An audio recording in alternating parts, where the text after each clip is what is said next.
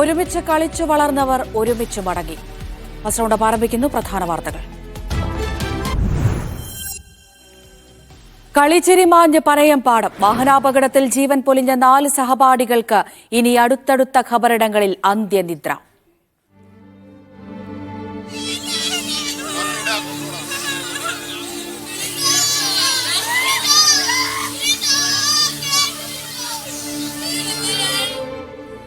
പൊതുദർശനത്തിന് പറയമ്പാടത്തേക്ക് ഒഴുകിയെത്തിയത് ആയിരങ്ങൾ. അപകടം ദൌർഭാഗ്യകരമെന്ന് ഹൈക്കോടതി. ലോറി ഡ്രൈവർ അറസ്റ്റിൽ.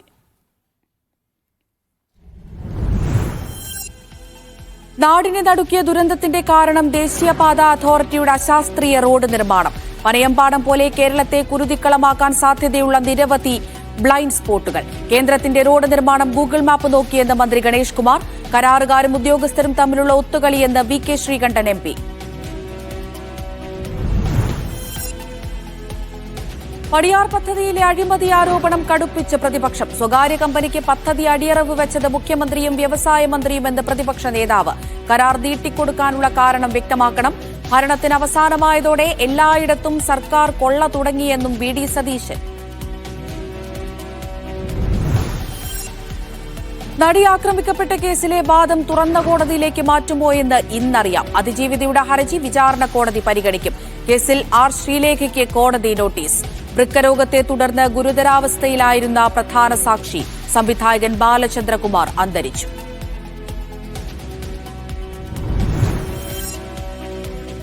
അധ്യാപകന്റെ കൈവെട്ടിയ കേസിലെ 3ാം പ്രതിയുടെ ശിക്ഷ ഹൈക്കോടതി മരവിപ്പിച്ചു. എം കെ നാസറിന് ഉപാധികളോടെ ജാമ്യം നൽകിയത് 9 വർഷത്തിലധികം ജയിൽ ശിക്ഷ അനുഭവിച്ചത് പരിഗണിച്ച്.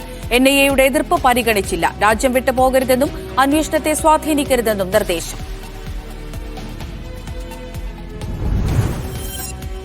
എം കെ രാഘവനും DCCയും നേർക്കുനേർ നിൽക്കുന്ന കണ്ണൂരിൽ KPCC സംഘം. വിവാദങ്ങളോട് പ്രതികരിക്കാതെ തിരുവഞ്ചൂർ രാധാകൃഷ്ണൻ. 3-അംഗ സമിതി ഇരുവിഭാഗം നേതാക്കളെയും കാണും. എല്ലാവരെയും കേട്ട് പ്രശ്നം രമ്യമായി പരിഹരിക്കുമെന്ന് തിരുവഞ്ചൂർ.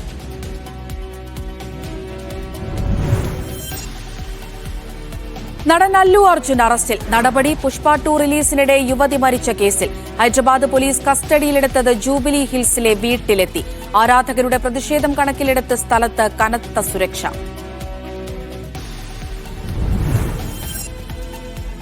IFFKയെ ചൊല്ലി വിവാദം. ഇന്റർനാഷണൽ കോമ്പറ്റീഷൻ വിഭാഗത്തിലേക്ക് തെരഞ്ഞെടുക്കപ്പെട്ട അപ്പുറം സിനിമയുടെ സംവിധായിക ഇന്ദുലക്ഷ്മിക്കെതിരെ ചലച്ചിത്ര വികസന കോർപ്പറേഷൻ. മാനനഷ്ടത്തിന് നഷ്ടപരിഹാരം ആവശ്യപ്പെട്ട് ചെയർമാൻ ഷാജി എൻ കരുൺ നിയമ നടപടിക്ക്. ചെയർമാൻ പ്രതികാര ബുദ്ധിയോടെ പെരുമാറുന്നുവെന്ന് ഇന്ദുലക്ഷ്മി. ഒരാഴ്ച നീളുന്ന മേളയ്ക്ക് ഇന്ന് വൈകിട്ട് തിരിതെളിയും.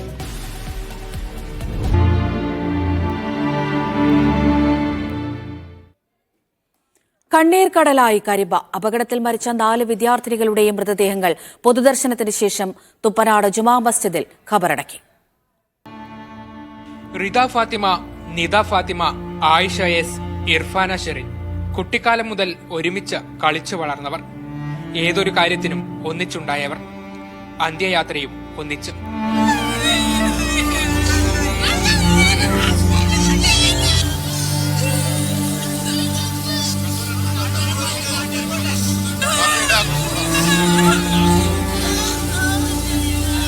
രാവിലെ 6 മണിക്കാണ് മൃതദേഹങ്ങൾ ജില്ലാ ആശുപത്രിയിൽ നിന്നും വീടുകളിലെത്തിച്ചത്.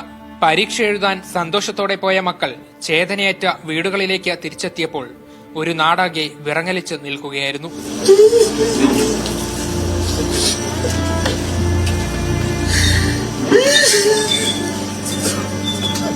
എട്ട് മണിയോടെ കരിമ്പനയ്ക്കൽ ഹാളിലേക്ക് പൊതുദർശനത്തിനായി മൃതദേഹങ്ങൾ കൊണ്ടുവന്നു. 100 കണക്കിന് ആളുകൾ ഇവിടേക്കെത്തി. കരഞ്ഞുകലങ്ങിയ കണ്ണുകളുമായാണ് എല്ലാവരും മടങ്ങിയത്. ഇന്നലെ സ്കൂളിൽ നിന്നും പോയ തങ്ങളുടെ സുഹൃത്തുക്കൾ ഇനിയില്ലെന്ന് വിശ്വസിക്കാൻ സഹപാഠികൾക്കും സാധിച്ചില്ല.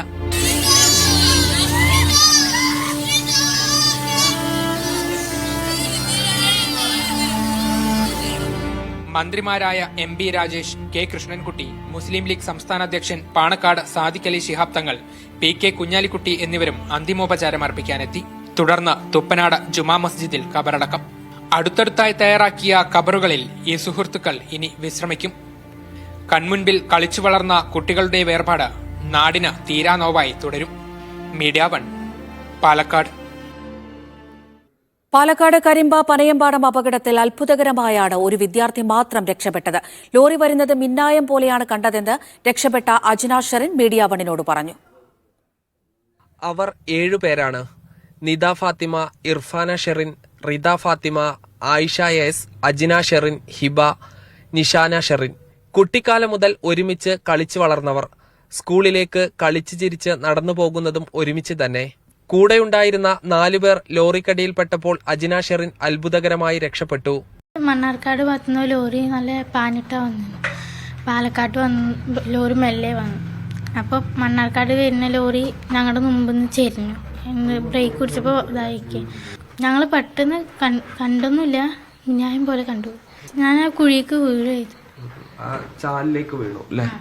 അജ്നയെ പോലെ മറ്റ് 2 കൂട്ടുകാർ കൂടി രക്ഷപ്പെട്ടു. 5 പേർ ഒരുമിച്ച് കടയിൽ കയറിയതിനാൽ 2 പേർ പിണങ്ങി പിറകിൽ നടന്നു.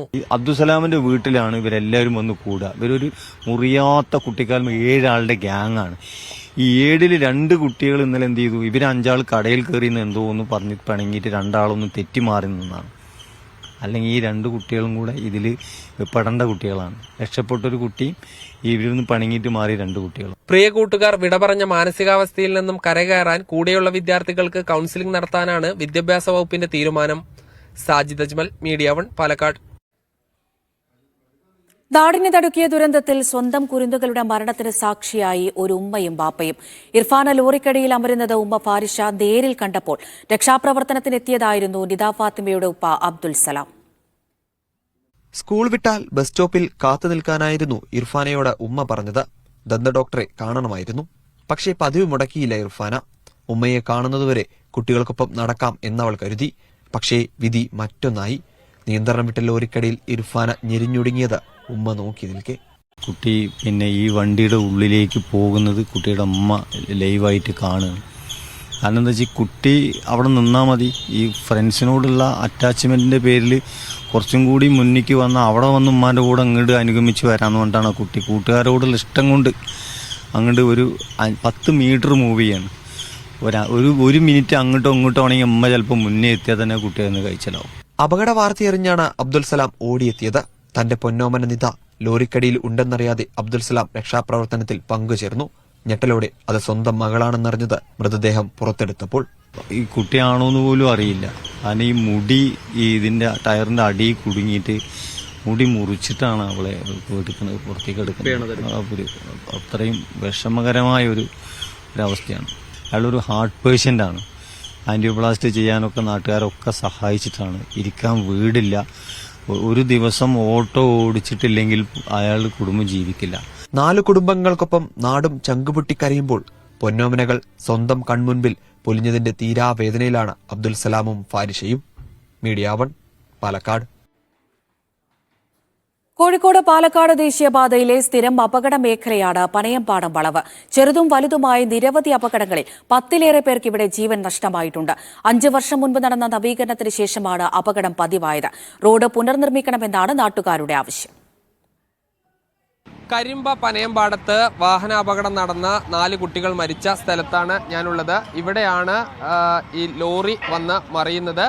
ഈ മണ്ണാർക്കാട് ഭാഗത്ത് നിന്ന് വന്ന ലോറിയാണ് മറിഞ്ഞത്. ഇതാണ് പാലക്കാട് ഭാഗം. ഇവിടെ നിന്നാണ് ഈ പാലക്കാട് നിന്ന് കോഴിക്കോട്ടിലേക്ക് പോകുന്ന ഭാഗം. ഇത് കോഴിക്കോട് മണ്ണാർക്കാട് ഭാഗത്ത് നിന്ന് തിരിച്ചു വരുന്നതാണ്. അതായത് എതിർദിശയിലേക്ക് കയറിയാണ് ലോറി മറ്റൊരു വാഹനത്തിൽ ഇടിച്ച് മറിഞ്ഞത്. ഈ റോഡ് നവീകരണത്തിന് ശേഷമാണ് ഇത്രയധികം അപകടം. ഏതാണ്ട് 5 വർഷം ആകുന്നു. എന്താണ് ശരിക്കും പ്രശ്നം? അതായത് 5 വർഷം മുമ്പ് വരെ യാതൊരു അപകടവുമില്ലാത്ത ഒരു മേഖലയായിരുന്നു ഈ റോഡ്. ഇത് വീതി കൂട്ടി നവീകരിച്ച സമയത്ത് അതിൻ്റെ നിർമ്മാണത്തിലെ അപാകത കൊണ്ടുണ്ടാകുന്ന പ്രശ്നങ്ങളാണ് ശാശ്വതമായി പരിഹരിക്കപ്പെടാതെ നിലനിൽക്കുന്നതെന്നാണ് വസ്തുത.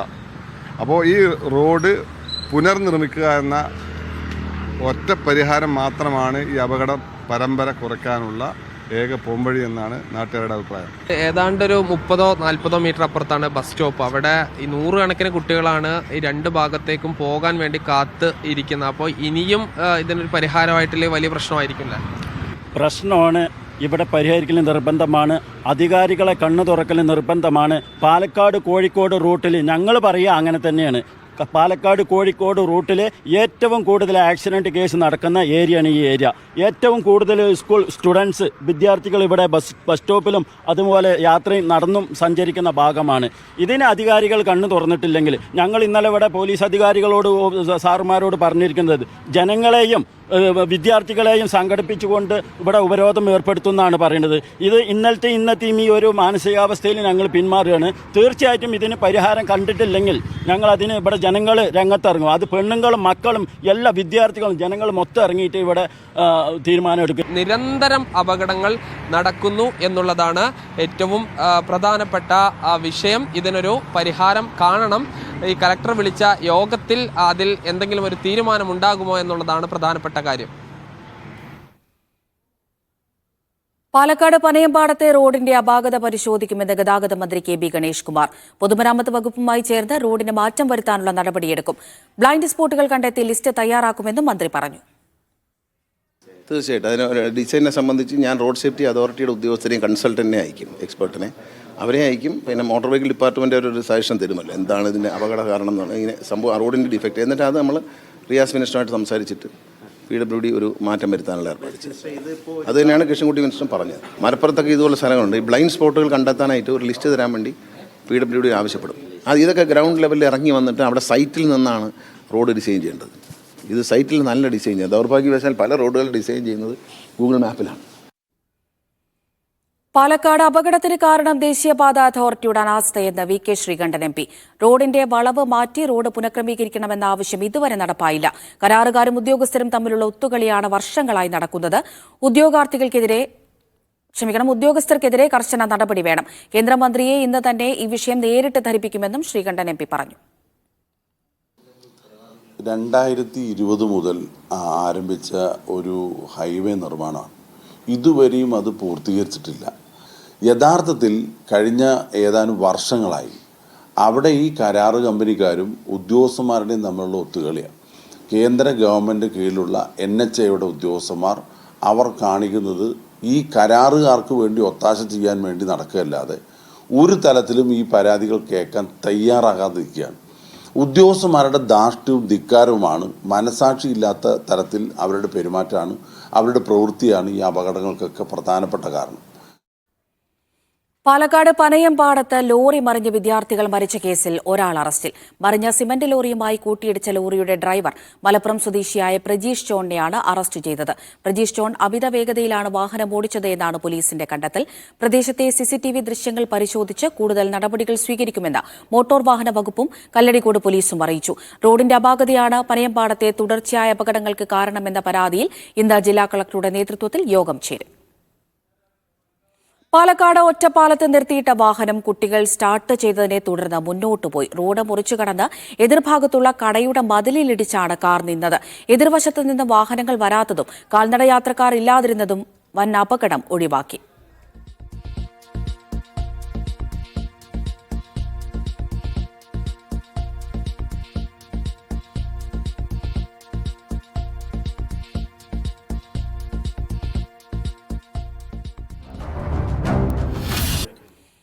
വിദ്വേഷ പ്രസംഗം നടത്തിയ അലഹബാദ് ഹൈക്കോടതി ജഡ്ജിക്കെതിരെ ഇംപീച്ച്മെന്റ് നോട്ടീസ്. ജസ്റ്റിസ് SK യാദവിനെതിരെ ഇന്ത്യ സഖ്യ MPമാരാണ് നോട്ടീസ് നൽകിയത്. സ്വതന്ത്ര അംഗമായ കപിൽ സിബലിന്റെ നേതൃത്വത്തിൽ രാജ്യസഭാ സെക്രട്ടറി ജനറലിനാണ് നോട്ടീസ് നൽകിയത്. മുസ്ലിം വിഭാഗത്തെ അടച്ചാക്ഷേപിച്ചും ഭൂരിപക്ഷത്തെ പ്രകീർത്തിച്ചും നടത്തിയ പ്രസംഗത്തിന്റെ പേരിലാണ് ജസ്റ്റിസ് SK യാദവിനെതിരെ ഇംപീച്ച്മെന്റിന് നോട്ടീസ് നൽകിയിരിക്കുന്നത്. അലഹബാദ് ഹൈക്കോടതിയിലെ സിറ്റിംഗ് ജഡ്ജിയായ ജസ്റ്റിസ് SK യാദവ് കോടതിയുടെ ലൈബ്രറി ഹാളിൽ VHP സംഘടിപ്പിച്ച പരിപാടിയിലാണ് വിദ്വേഷ വിഷം വമിപ്പിക്കുന്ന പ്രസംഗം നടത്തിയത്. ഈ പ്രസംഗത്തിന്റെ വീഡിയോ ദൃശ്യങ്ങൾ പെൻഡ്രൈവിലാക്കി നോട്ടീസിനൊപ്പം നൽകി. ഇതുകൂടാതെ ഹിന്ദിയിലെ പ്രസംഗത്തിന്റെ ഇംഗ്ലീഷ് പരിഭാഷ, ഈ വിഷയം വാർത്തയാക്കിയ മാധ്യമങ്ങളുടെ ലിങ്കുകൾ നോട്ടീസിൽ അടക്കം ചെയ്തു. ജഡ്ജിമാർ പാലിക്കേണ്ട മൂല്യങ്ങൾ പ്രതിപാദിക്കുന്ന 1997 സുപ്രീം കോടതി ഫുൾ കോർട്ട് മീറ്റിംഗിന്റെ തീരുമാനങ്ങൾ രേഖാപരമായും കൈമാറി. മുസ്ലിം വിഭാഗത്തിന്റെ ജീവിത രീതിയെയും ആചാരരീതിയെയും പരസ്യമായി അവഹേളിക്കുന്ന പ്രസംഗം നടത്തിയയാൾക്ക് ജഡ്ജിയായി തുടരാൻ കഴിയില്ലെന്ന് നോട്ടീസിൽ വ്യക്തമാക്കുന്നു. മുൻവിധിയോടെ വിഷയങ്ങളെ സമീപിക്കുകയും ജനങ്ങളെ ഭിന്നരായി കാണുകയും ചെയ്യുന്ന ജസ്റ്റിസ് SK യാദവിനെ പദവിയിൽ നിന്ന് പുറത്താക്കണം എന്നതാണ് നോട്ടീസിന്റെ കാതൽ. 1968 ജഡ്ജസ് ആക്ട് പ്രകാരമാണ് നടപടി. D. ധനസുമോദ്, മീഡിയ 1, ഡൽഹി. പരിശോധിക്കുന്നത്. സമിതി ഇരുവിഭാഗം നേതാക്കളെയും കാണും. എല്ലാവരെയും കേട്ട ശേഷം പ്രശ്നം രമ്യമായി പരിഹരിക്കുമെന്ന് തിരുവഞ്ചൂർ രാധാകൃഷ്ണൻ പറഞ്ഞു. എല്ലാ ആളുകളോടും സംസാരിക്കാതിരിക്കുന്ന പ്രശ്നമില്ല. കോൺഗ്രസിൻ്റെ ലീഡേഴ്സല്ലേ, അവരുമായിട്ട് ഞങ്ങൾ സംസാരിച്ചല്ലേ മതിയാകൂ. അതൊക്കെ സംസാരിച്ചിരിക്കും. എല്ലാവരുടെയും അഭിപ്രായം കേട്ടതിന് ശേഷം രമ്യമായി മുന്നോട്ട് പോകാനുള്ള നടപടിയിലേക്ക് പോകാം. തെലുങ്ക് സൂപ്പർ താരം അല്ലു അർജുൻ അറസ്റ്റിൽ. പുഷ്പ 2 റിലീസുമായി ബന്ധപ്പെട്ട തിക്കിലും തിരക്കിലും പെട്ട യുവതി മരിച്ച കേസിലാണ് അറസ്റ്റ്. ഹൈദരാബാദ് പോലീസാണ് അറസ്റ്റ് ചെയ്തത്. അല്ലുവിന്റെ ജൂബിലി ഹിൽസിലെ വസതിയിൽ വെച്ചാണ് അറസ്റ്റ്. ഇന്നത്തെ സ്വർണ്ണവില.